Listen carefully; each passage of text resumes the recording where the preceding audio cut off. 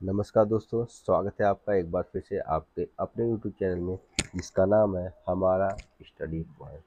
दोस्तों, इस वीडियो में मैं आपको जो movement in body portion chapter था उसका आंसर इन डिटेल कराऊंगा। ठीक है दोस्तों, तो चलिए स्टार्ट करते हैं, देर न करते। अपनी पहला क्वेश्चन क्या आपका है कि why a fish can not live outside of a water.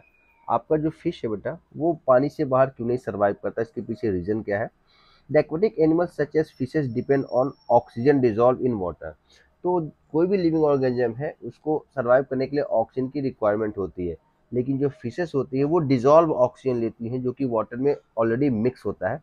They can not take directly oxygen from the environment. ठीक है, they breathe with the help of the gills. उनके पास एक स्पेशल ऑर्गन होता है गिल्स, उसी की हेल्प से ब्रीथ करती हैं। ठीक है, तो that's why they are unable to take the oxygen from the surrounding और atmosphere. That's why they can not live outside of the water. ठीक है, तो वाटर डिजॉल्व ऑक्सीजन लेती है गिल्स की हेल्प के। उनके पास लंग्स नॉर्मल नहीं होते कि एटमॉस्फेयर की ऑक्सीजन को वो ले सके, इसीलिए वो वाटर में ही आपका सर्वाइव करती हैं। If we take them outside of the water they get dead. ठीक है, तो इस तरह से पहला आपका आंसर कंप्लीट हो गया, आप इसको लिख लीजिए। इसके बाद मैं आपका सेकेंड लॉन्ग का आंसर करा रहा हूँ डिटेल्स का।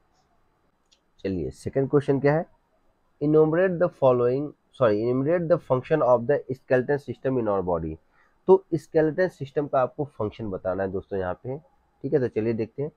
द स्केलेटन और the skeleton system has the following function. तो इसके कुछ फंक्शन है जिसको मैंने बिल्कुल शॉर्ट में लिखे हैं, आप इसको चाहे तो डिटेल में कर सकते हैं। ठीक है, बट मैंने एकदम शॉर्ट में लिखा, इजी लैंग्वेज में लिखा, ताकि आपको समझने में भी आसानी हो और लर्न करने में भी। इट सपोर्ट द बॉडी, ये आपके बॉडी को सपोर्ट करता है। It help in ease movement, ये आपके मूवमेंट में हेल्प करता है। इजी मूवमेंट में क्या करता है, हेल्प करता है। It protect our internal organ, तो कहीं ना कहीं स्केलेटल सिस्टम है जो हमारे इंटरनल ऑर्गन जैसे हो गए किडनी वगैरह हो गया, लीवर वगैरह बेसिकली आपका हो गया, और हार्ट वगैरह, हार्ट और आपके लंग्स वगैरह को बेसिकली आपका ये प्रोटेक्ट करता है। कौन, skeletal system. It produce the blood cells, ये आपके ब्लड सेल्स को भी प्रोडक्शन में हेल्प करता है। ठीक है, और नेक्स्ट आपका क्या है। It store and release minerals and fats, तो इसमें फैट्स और मिनरल स्टोर भी होते हैं और रिलीज भी होते हैं। तो ये कुछ बेसिक आपका फंक्शन था किसका, स्केलेटन सिस्टम का, आप इसको लिख लीजिएगा। नेक्स्ट आपका क्वेश्चन नंबर 3 है। How do muscles help in movement, explain in details. तो मसल्स कैसे हेल्प करती है मूवमेंट में, इसको आपको डिटेल में एक्सप्लेन करना है। तो muscles move body part by contracting and relaxing. तो आपको जैसे प्रीवियस क्वेश्चन में हम लोगों ने पढ़ा था कि मसल्स के कॉन्ट्रैक्शन और रिलैक्सेशन से ही बॉडी में मूवमेंट होता है। मसल्स कैन पुल बोन्स, ठीक है, but they can't push them backward to the original position. तो एक मसल्स जो है वो आपके बोन्स को पुल या पुश कर सकती है, बट आपको अगर उसको वापस दिलाना है तो सेकेंड मसल्स का यूज करना होगा। ठीक है, सो दे वर्क इन पेयर्स, तो इसलिए आपकी जो मसल्स होती है वो पेयर्स में वर्क करती हैं।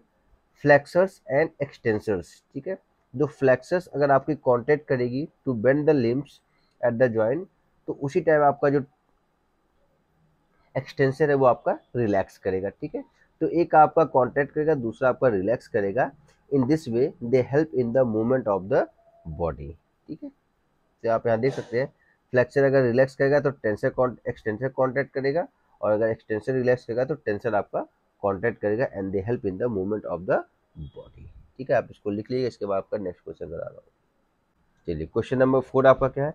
Describe with examples of the 4 movable joints. जो आपके 4 मूवेबल जॉइंट्स है उसको आपको डिस्क्राइब करना है वन बाय वन। तो पहला दोस्तों क्या है, बॉल एंड सॉकेट जॉइंट। ये थोड़ा सा आंसर आपका लेंदी होगा क्योंकि आपको ब्रीफ में डिस्क्राइब करना है सारी चीजें थोड़ा सा। ठीक है, तो पहला बॉल एंड सॉकेट जॉइंट होता है। ठीक है, in this joint the ball shaped head of a bone is fitted in the socket of the another bone. ठीक है, तो बॉल एंड सॉकेट जैसा आपका है कि बॉल के जैसा सॉकेट में आपका वो जाके फिट होता है, आपका शोल्डर वगैरह पे होता है। ठीक है, तो इसका एग्जांपल आपका क्या है, the joint between the head and humerus, ठीक है, and the glenoid cavity of the pectoral girdle. ठीक है, तो यहाँ पे आपका ये प्रेजेंट वाला इसका एग्जांपल हो जाएगा बॉल एंड सॉकेट जॉइंट का।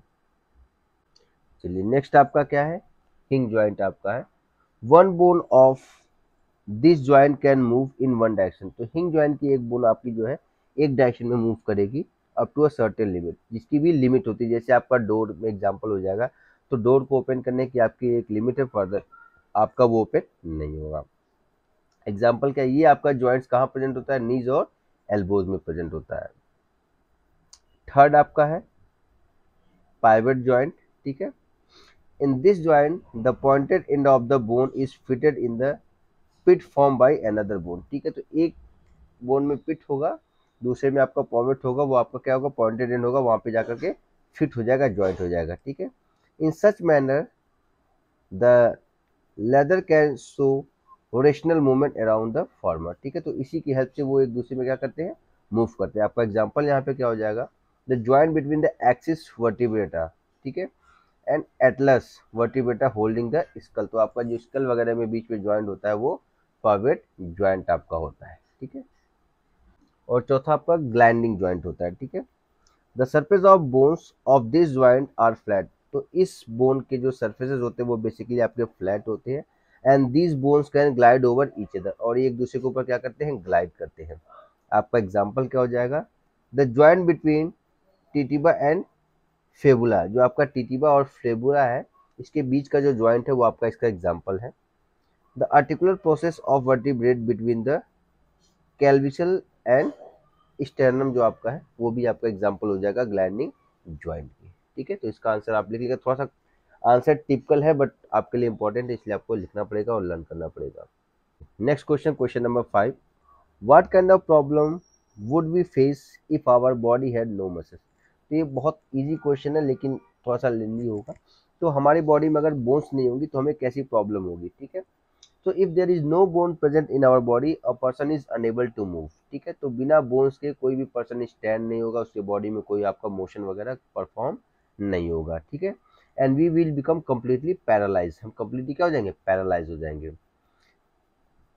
नेक्स्ट है, apart from the external body movement, internal organ भी जो आपके हैं वो हेल्प करते हैं, मूव करते हैं विद हेल्प ऑफ मसल्स, ठीक है। Like beating of the heart, activities of the lungs, these all cannot be performed without the bones, okay।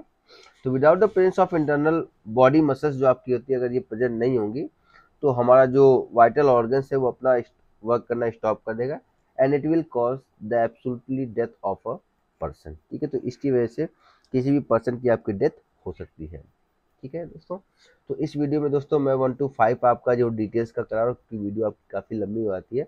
Next video में आपका जो रिमेनिंग 6 ऑनवर्ड क्वेश्चन है मैं आपका कंडक्ट कराऊंगा। तो इस वीडियो में इतना ही, आप क्वेश्चन आंसर लिख लीजिएगा, उसको लर्न कर लीजिएगा।